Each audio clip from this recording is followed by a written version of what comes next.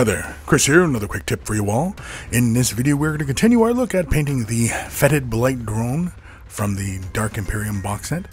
And as you can see here, we have most of the model nearing completion, as we've already basically done a lot of the details and the main portions of the armor. And in this video we are going to work on a fun little detail on the side of the Bloat drone. We're going to put a little hazard symbol on the little kind of looks like a big fuel tank or something on the back of the Bloat drone, right about there. We're going to use Avalanche Sunset, and basically with the kind of marking we're going to do here is the radioactive symbol, as it also kind of resonates with Nurgle, as it's kind of a circular formation with 3 points to it. If you've ever seen the radiation danger symbol or the hazard marking.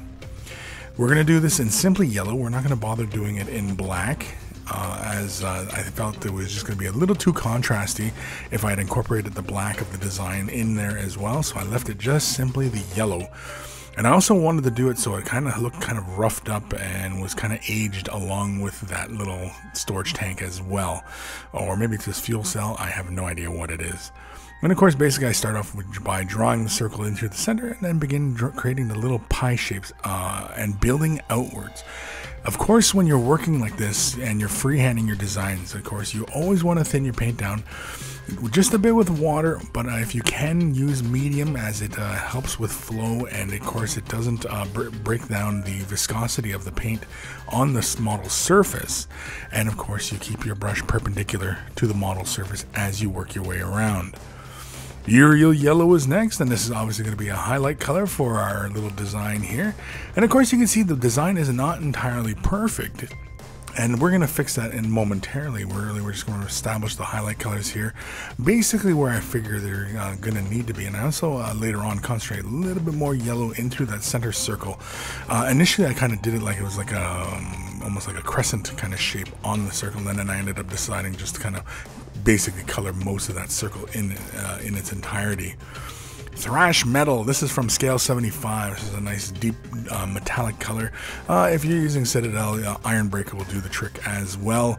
I just wanted something a little bit darker than the usual tones, and of course you can see here I'm just cleaning up some of the edges very lightly, very carefully. And of course then once I established the little lines, I also create a little bit of like a little stippling here and there along the surface of the metal, as well as into the icon itself, just to create a bit of chipping and the illusion that, you know, the paint is wearing off the model's surface.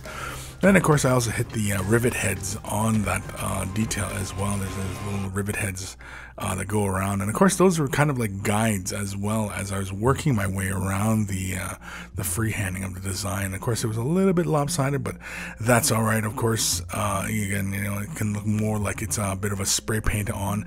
You can see there I'm just adding a couple little streaks down from the design itself, again kind of giving a bit of a like a wet paint kind of look.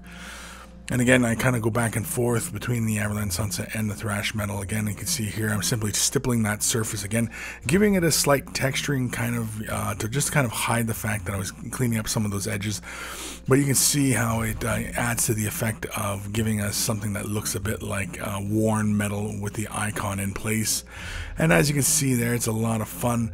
And of course, as I mentioned before, I filled that circle in just a little more with some more yellow, and again it gives it kind of a hazy kind of glow in the end there. But you can see how the icon kind of looks like it's sprayed on, and it looks really haphazard, and it's kind of worn away, and it fits, I think, with the rest of the model. And you can do it on both sides if you want, but don't have to. We got even more painting tutorials in the MiniWarGaming vault. You can watch another one today about how I finish off the tendrils of this model. You can sign up for a free 7-day trial. Make sure that you get the silver membership, and you'll get instant access to over 1,000 painting tutorials already in our vault. And so thank you for watching, and happy wargaming.